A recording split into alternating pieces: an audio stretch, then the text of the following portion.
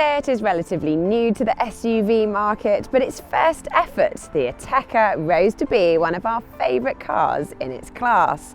Of course, having the vast expertise of the entire Volkswagen Group behind it helped. But Seat's first off-roader was practical, good to drive and well priced. So, where next? Well, for those who don't want a car as big as the Ateca, there's now this smaller Arona. It's competing against rivals including the Nissan Juke, Renault Captur and Suzuki Vitara, and is based largely on the Ibiza small car.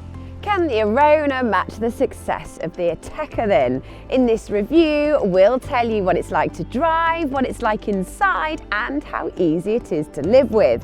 And if after all that you're interested in buying one, head to our new car deals section on whatcar.com and see how much money we can save you. But first, let's see what this Seat Arona is like to drive.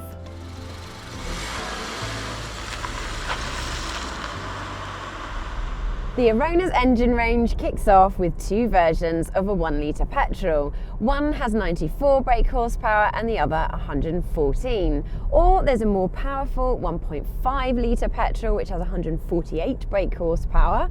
Or if you do lots of miles, then there's a 1.6 litre diesel which could suit you. Despite being the lowest powered, it's actually the 1 litre TSI that we recommend. It's perfect for a car this size, it offers gutsy performance and never feels frustratingly slow. Both the 1 litres are very refined with a little bit of road and wind noise above 50 miles per hour, and the clutch and gear shift are precise to use. Where the Arona really earns big points though is its handling. It's much more car-like than most small SUVs and is genuinely fun to drive quickly. If you go for FR or Excellence models, you get a feature called Drive Profile, which allows you to select different driving modes and change the weight of the steering. Very few small SUVs ride with the poise and comfort of a family hatchback, but if you stick with smaller alloy wheels, then the Arona deals with the kind of bumps and ruts you're likely to find on UK roads pretty well. In fact, better than most of its rivals.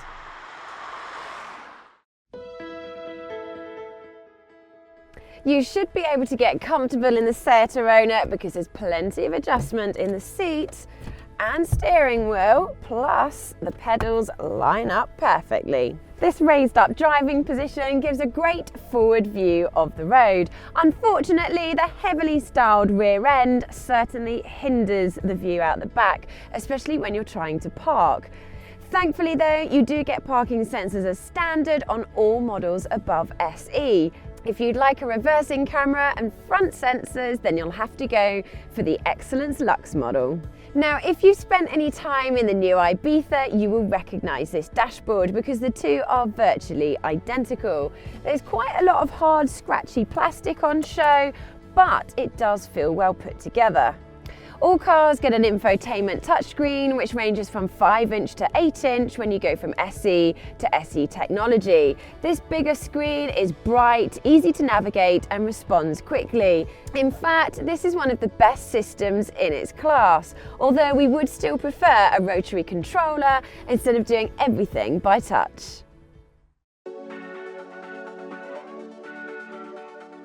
Even taller drivers have got enough room inside the Seat Arona to get comfortable, and the seat goes back far enough for even those with very long legs. The door bins are a little bit on the small side, however, there's quite a few places to store your everyday items, somewhere for your mobile phone, and there's also a decent sized glove box. Move to these back seats and you might be surprised at how much space there is. Two 6-footers will be absolutely fine. There's more room in here than there is in a Nissan Juke or Citroën C3 Aircross. But like its rivals, if you do want to have three sitting side by side, it is a little bit of a squeeze. The Arona's boot dwarfs that of the Juke's, but you can still fit more in a Citroën C3 Aircross. You get this floating boot floor as standard, which, when set into the highest position, minimalises the load lip, which makes it easier to get heavier items in and out. The seats split and fold 60/40, although there's no quick release handle, you do have to walk around and press a button next to the headrest. The Arona is more expensive to buy than both the Duke and Captur. That said, it won't lose as much value as those cars, and the good news is that even the entry-level models come with lots of kit. SE cars come with 17-inch alloy wheels, cruise control, air conditioning, automatic headlights and metallic paint. We reckon it's worth upgrading to SE technology trim though, which gets you a larger infotainment system plus rear parking sensors. It's even better news if you're buying on a PCP finance deal, as most will, because there's lower monthly payments than most of its rivals. And running costs should be minimal. Every Arona comes with automatic emergency braking, and it was awarded the full 5 stars in the Euro NCAP crash test. Rather disappointingly though, you only get an alarm as standard if you go for FR models and above. The Seat Arona is a truly impressive SUV. It's good to drive, roomy inside and affordable to own. In fact, we'd say it's one of the very best SUVs in this price point. For plenty more on the Seat Arona, including our full online review, head to whatcar.com. And if you're thinking of buying one, remember we can help save you thousands. Head to whatcar.com and go to our new car deals section. But before you go anywhere, never miss another video, hit subscribe.